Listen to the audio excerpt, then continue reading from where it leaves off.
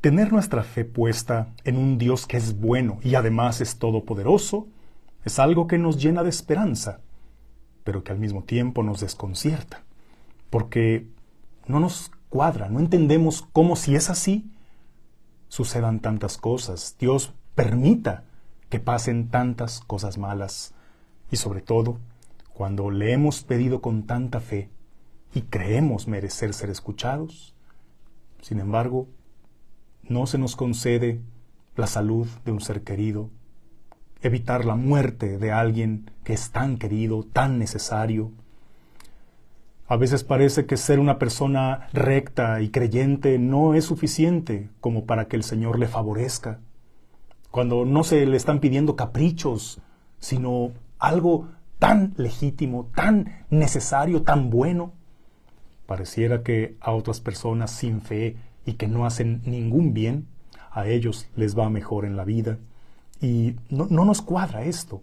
O sea, no puede ser bueno y todopoderoso a la vez, porque o puede, pero no quiere, por lo tanto no es bueno, o quiere, pero no puede, por lo tanto no es todopoderoso. Todo esto nos choca en la cabeza y, claro, muchos cuestionan a Dios por esto y esto los lleva a perder la fe. Pero, ¿se vale reclamarle a Dios? Pues claro que se vale. El mismo reclamarle a Dios es ya un acto de fe, pero hay que hacerlo así, desde la fe, no renunciando a la fe. Cuando renuncias a la fe, caes en el absurdo total, pero haciéndolo desde la fe, entonces te abres a recibir una respuesta que solamente entenderás desde la fe. Hoy que contemplamos en este Evangelio del quinto domingo de Cuaresma la resurrección de Lázaro, veamos estos detalles que nos ayudarán a enfrentar estas situaciones difíciles, incomprensibles, cómo es que Dios actúa en ellas. Para empezar, acuérdate que en el pedir está el dar. ¿Tú en qué términos pides o exiges, reclamas algo? Señor, tienes que ayudarme. Solo una cosa te he pedido. Él se lo merece que le ayudes. ¿Por qué a mí me pasan estas cosas? Aprende de la manera en que le mandaron decir a Jesús, que de hecho no le pidieron nada. Fíjate, le dijeron, Señor, aquel que tú amas está enfermo. Apelaron al amor que sentía por su amigo Lázaro.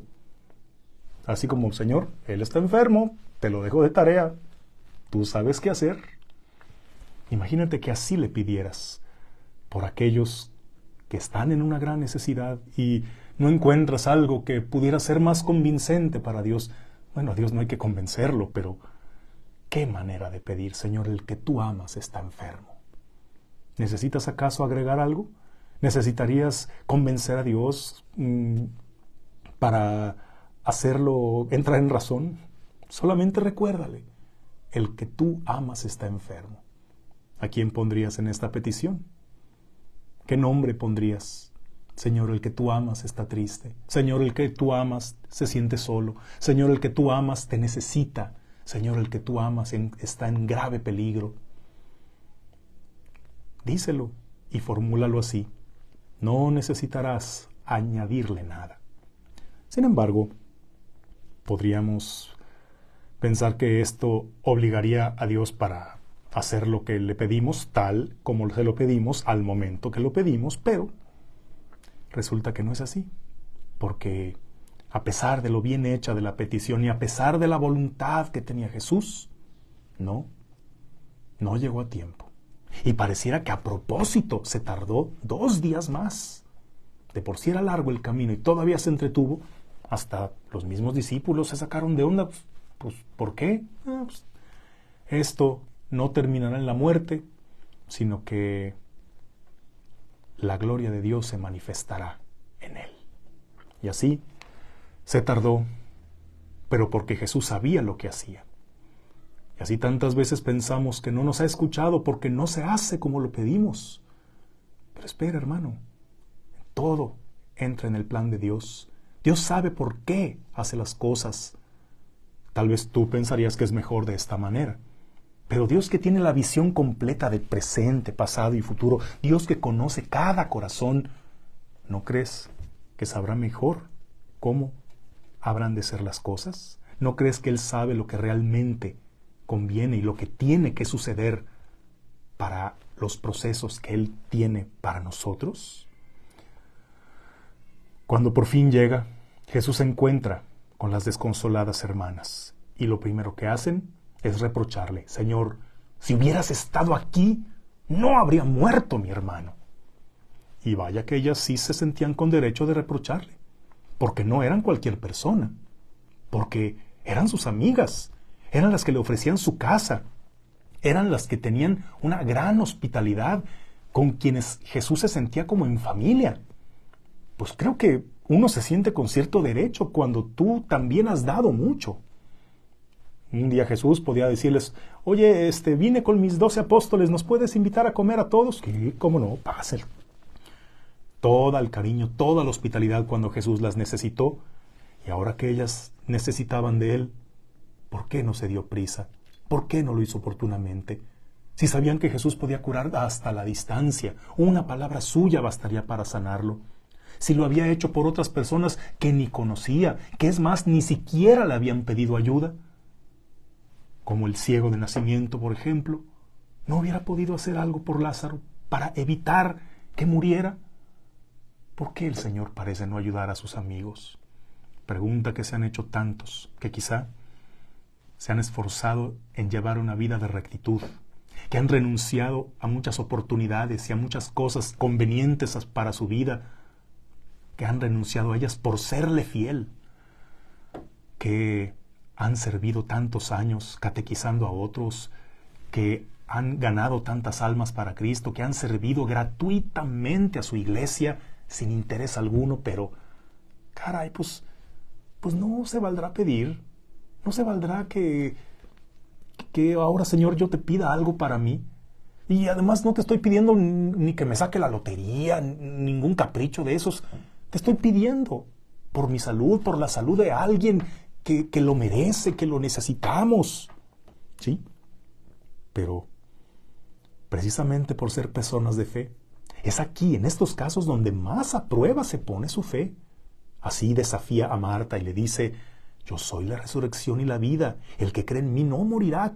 ¿Crees tú esto? Sí, Señor, ya sé que al final va a... No, a ver. ¿Crees tú esto? ¿Crees que en mí va a tener vida? Esto es un reto. Y es que, pues, qué fácil es tener fe cuando no tienes nada que perder o cuando no eres tú el que lo ha perdido todo. Pero cuando la fe se pone a prueba en ese grado, cuando aún pareciendo que no hay esperanza, como teniendo un muerto ya pudriéndose 4 días en el sepulcro, dirías que ahí ya no hay nada que hacer. Pero esperar contra toda esperanza, ahí es donde se pone a prueba una fe de a de veras. El versículo más pequeño y hermoso de toda la Biblia es Juan 11:35, y Jesús lloró.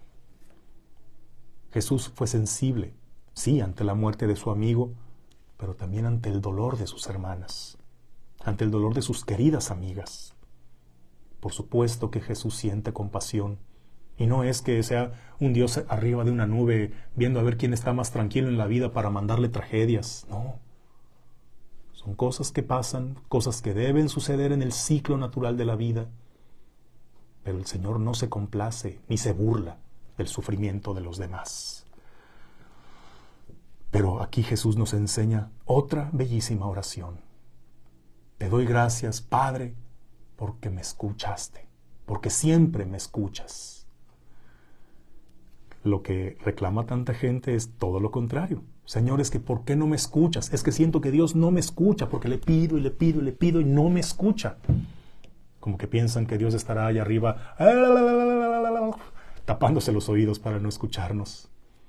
Por supuesto que te escuchó desde la primera vez que le rogaste, pero eso no significa que todo va a suceder tal como lo esperas. Si tú, en lugar de reclamarle, ¿por qué no me escuchas?, puedes decirle, gracias, Señor, porque me has escuchado. Ahora, ayúdame a saber yo escucharte a ti. Entonces, podrías muy fácilmente discernir lo que Dios está queriendo decirte a través de esto que estás viviendo. ¿Y qué fue lo que hizo Jesús? dio la más grande prueba de su poder. Hasta ahora solo había hecho curaciones, pero ahora sí realizó lo que raya en lo imposible: devolver la vida a un muerto. Alguien que ya estaba cadavérico, lo hizo salir vivo de la tumba, pero solo lo hizo esa vez, para suscitar la fe de aquellas personas, porque era necesario en ese momento. Pero imagínate que lo estuviera haciendo todo el tiempo. Imagínate que le hiciera caso a todos los que dicen: Señor, quiero a mi mamá de regreso. Señor, devuélveme a mi hijo. Señor, quiero que resucites a esta persona y a esta y a esta. Ay, de una vez a este y a este. ¿Crees que sería algo bueno y conveniente? Aquel que ha entendido que Jesús es la resurrección y la vida, entiende que la muerte es un paso necesario a la vida eterna, a la vida verdadera que nos aguarda en el cielo, y que esta vida es una peregrinación que debe tener un término. Dejamos de ver la muerte como una tragedia y la vemos como la meta final a la que hemos de llegar. Por eso, aquellos que deben resucitar son los que se han metido en la tumba antes de tiempo. Aquellos que se han querido morir con sus muertos.